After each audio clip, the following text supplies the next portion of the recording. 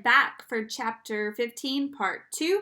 Percy, Jackson, Annabeth, and Grover are headed to the water park to get Aries' shield and find out why he cannot retrieve it himself. So, the sun was sinking behind the mountains by the time we found the water park.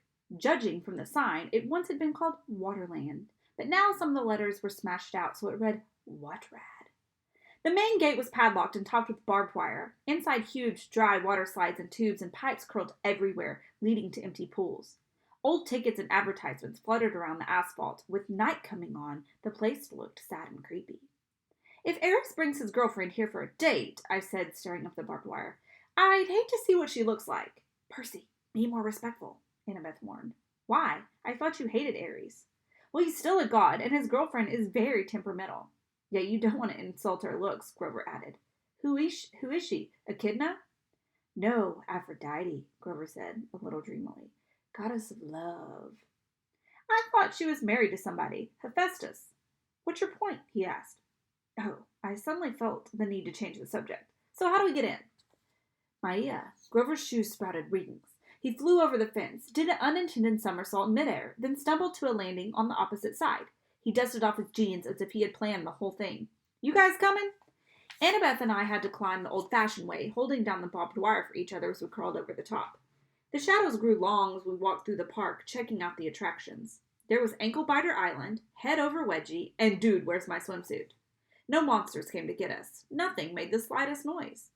We found a souvenir shop that had been left open. Merchandise still lined the shelves, snow globes, pencils, postcards, and racks of clothes, Annabeth said. Fresh clothes.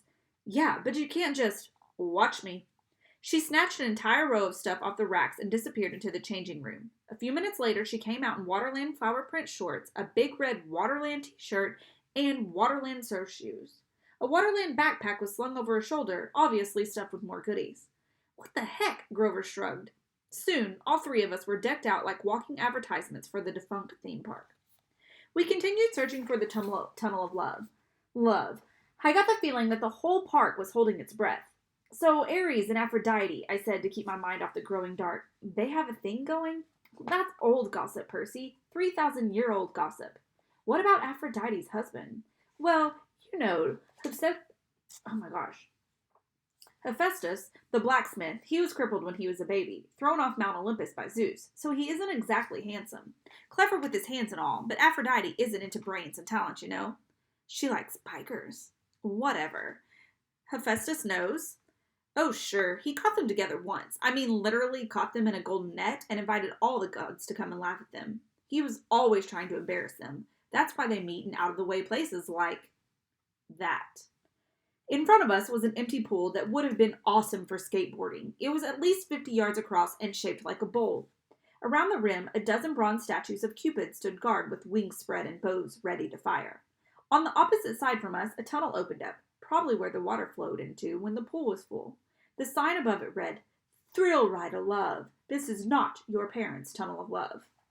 Grover crept toward the edge. Guys, look. Marooned at the bottom of the pool was a pink and white two-seater boat with a canopy over the top and little hearts painted all over it. In the left seat, glinting in the fading light, was Aries' shield, a polished circle of bronze. This is too easy, I said. So we just walk down there and get it? Annabeth ran her fingers along the base of the nearest Cupid statue. There's a Greek letter carved here. Etta, I wonder. Grover, I said, you smell any monsters? He sniffed the wind. Nothing. Nothing, like in the Iraq and you didn't smell Ichnid? Nothing or really nothing. Grover looked hurt. I told you, that was underground. Okay, I'm sorry. I took a breath. I'm going down there. I'll go with you. Grover didn't sound too enthusiastic, but I got the feeling he was trying to make up for what had happened in St. Louis. No, I want you to stay up top with the flying shoes. You're the Red Baron, a flying ace, remember? I'll be counting on you for backup in case something goes wrong. Grover puffed up his chest a little bit. Sure, but what could go wrong? I don't know, just a feeling. Annabeth, come with me. Are you kidding? She looked at me as if I'd just dropped from the moon. Her cheeks were bright red. What's the problem now? Me, go with you to the thrill ride of love? How embarrassing is that? What if somebody saw me? Who's going to see you? But my face was burning now, too. Leave it to a girl to make everything complicated. Fine, I'll do it myself.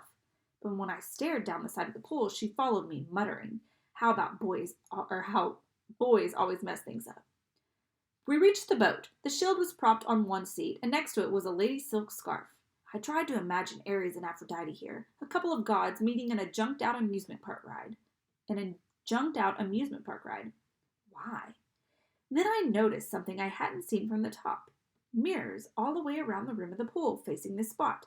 We could see ourselves no matter what way we were facing. That must be it. While Ares and Aphrodite were smooching with each other, they could look at their favorite people. Themselves. I picked up the scarf. It shimmered pink, and the perfume was indescribable. Rose, or mountain laurel, something good. It smelled a little dreamy, and was about to rub the scarf against my cheek when Annabeth ripped it out of my hand and stuffed it in her pocket. Oh, no, you don't! Stay away from that love magic! What? Just get the shield, seaweed brain, and let's get out of here. The moment I touched the shield, I knew we were in trouble. My hand broke through something that had been connecting it to the dashboard. A cobweb, I thought. Then I looked at the strand of it on my palm and saw it was some kind of metal filament, so fine it was almost invisible. A tripwire. Wait, Annabeth said. Too late. There's another Greek letter on the side of the boat. Another Eta. This is a trap. Noise erupted all around us, of a million gears grinding, as if the whole pool were turning into one giant machine. Grover yelled, Guys! Up on the rim, the Cupid statues were drawing their bows into firing position. Before I could suggest taking cover, they shot, but not at us. They fired at each other, across the rim of the pool. Silky cables trailed from the arrows, arcing over the pool and anchoring where they landed to form a huge golden asterisk. Then smaller metallic threads started weaving together magically between the main strands, making a net. We have to get out, I said. Duh, Annabeth said. I grabbed the shield and we ran, but going up the slope of the pool was not as easy as going down. Come on, Grover shouted. He was trying to hold open a section of the net for us, but whenever he touched it, the golden threads started to wrap around his hands. The Cupid's heads popped open. Out came video cameras. Spotlights rose up all around the pool, blinding us with illumination, and a loudspeaker voice boomed, Live to Olympus in 1 minute, 59 seconds, 58. Hephaestus! Annabeth screamed. I'm so stupid. Eta is H. He made this trap to catch his wife with Ares. Now we're going to be broadcast live to Olympus and look like absolute fools. We'd almost made it to the rim when the row of mirrors opened like hatches and thousands of tiny metallic things poured out. Annabeth screamed. It was an army of wind-up creepy crawlies, bronze-geared bodies, spinely legs, little pincer mouth, all scuttling toward us in a wave of clacking, whirring metal. Spiders! Annabeth said, Spa! I'd never seen her like this before. She fell backward in terror and almost got overwhelmed by the spider robots before I pulled her up and dragged her back toward the boat. The things were coming out from all around the rim, now millions of them, flooding toward the center of the pool, completely surrounding us.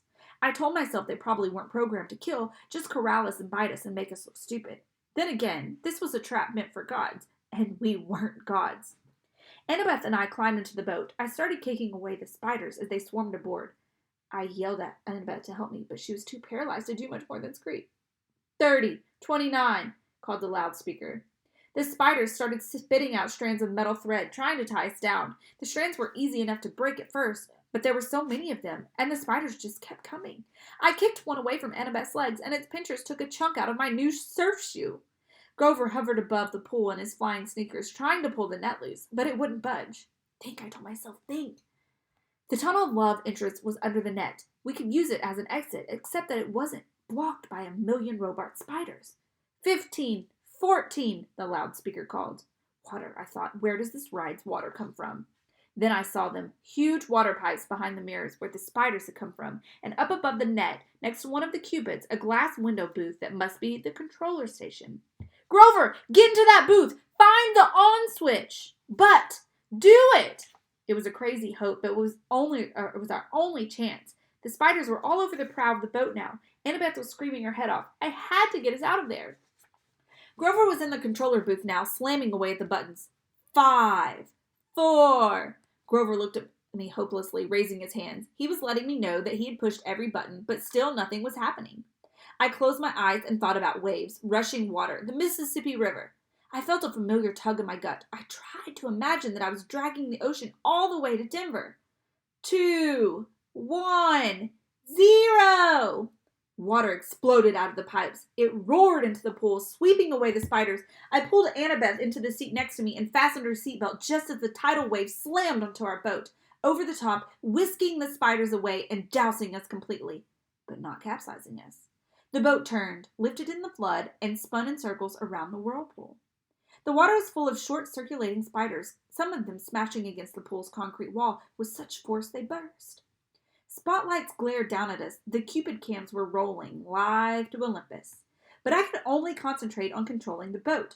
I willed it to ride the current, to keep away from the wall. Maybe it was my imagination, but the boat seemed to respond. At least it didn't break into a million pieces. We spun around one last time, the water level now almost high enough to shred us against the metal net.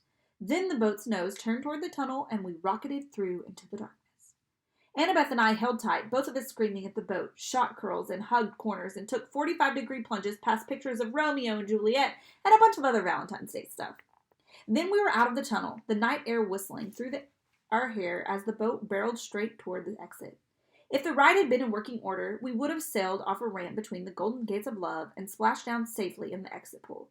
But there was a problem.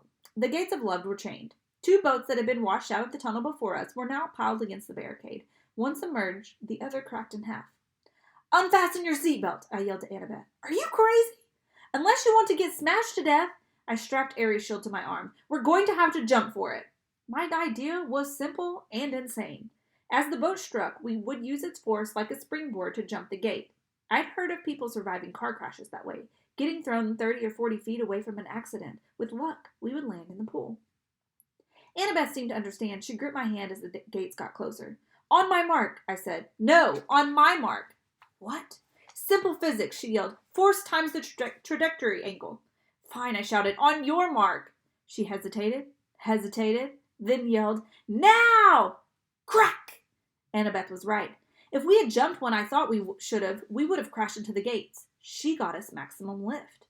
Unfortunately, that was a little more than we needed. Our boat smashed into the pileup, and we were thrown into the air, straight over the gates, over the pool, and down towards solid asphalt.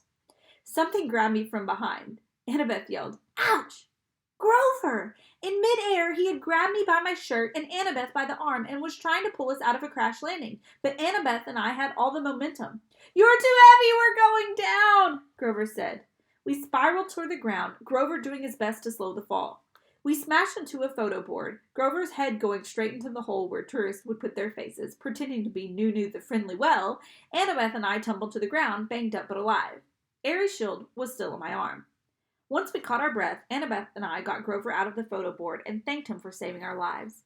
I looked back at the thrill ride of love. The water was subsiding. Our boat had been smashed to pieces against the gate. 100 yards away, at the entrance pool, the Cupids were still filming. The statues had swiveled so that their cameras were trained straight on us, the spotlights in our faces. "Show's over!" I yelled. "Thank you. Good night." The Cupids turned back to their original positions. The lights shut off. The park went quiet and dark again, except for the gentle trickle of water into the thrill ride of love's exit pool. I wondered if Olympus had gone to a commercial break, or if our ratings had been any good. I hated being teased, I hated being tricked, and I had plenty of experience handling bullies who liked to do that stuff to me. I hefted the shield on my arm and turned to my friends. We need to have a little talk with Aries. So, not sure how that little talk will end up, but we will find out in chapter 16. Chapter 16 will be called "We Take a Zebra to Vegas." So if you just thought the chapter names were good, that's probably one of my favorites. So we'll find out about a zebra and Vegas when we pick up tomorrow.